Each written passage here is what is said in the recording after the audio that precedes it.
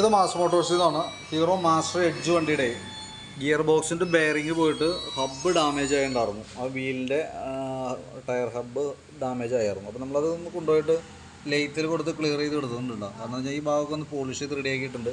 അതുപോലെ തന്നെ ഈ ഭാഗം ചേസിൻ്റെ ആ എൻജിൻ കേസിൻ്റെ ഭാഗത്ത് ടച്ച് ചെയ്ത് ശരിക്കും ഇങ്ങനെ ഉരഞ്ഞ് ഉരുകിയൊരവസ്ഥയിലായിരുന്നു കേട്ടോ. അപ്പോൾ ഞാൻ അതും ലെയ്ത്തിൽ കയറ്റിയിട്ട് കറക്റ്റ് ടച്ചിങ് വരാത്ത രീതിയിലേക്ക് അലൈൻ ചെയ്തെടുത്തിട്ടുണ്ട്.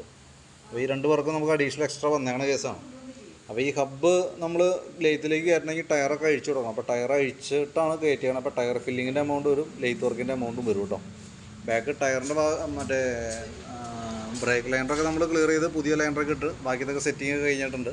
ഇനിയിപ്പോൾ ജസ്റ്റ് ആ ബോഡി ഫുള്ളായിട്ട് ഇപ്പോൾ നമുക്കിപ്പോൾ ഓൾറെഡി ബോഡി സെറ്റ് ചെയ്തതിന് സർവീസ് സ്റ്റേഷനിൽ കൊണ്ടുപോയിട്ട് ഫുള്ള് ബോഡി അഴിക്കണം. അതിന് ശേഷം വേണം വാട്ടർ സർവീസ് ചെയ്ത് ക്ലിയർ ചെയ്യാനായിട്ട്. അപ്പോൾ ബാക്കിയത്തെ വർക്ക് നടക്കുന്നുള്ളൂ. എന്തായാലും നമുക്കൊരു 6:30-7 മണിയൊക്കെ ആവും തീരുമ്പോഴത്തേക്കും കേട്ടോ. 6:30-7 മണിയൊക്കെ ആകുമ്പോഴത്തേക്കും തീരുമെന്ന് പ്രതീക്ഷിക്കുന്നു. കംപ്ലീറ്റ് ആയിക്കഴിയുമ്പോൾ ഞാൻ വിളിച്ചോളാം. ഓക്കെ.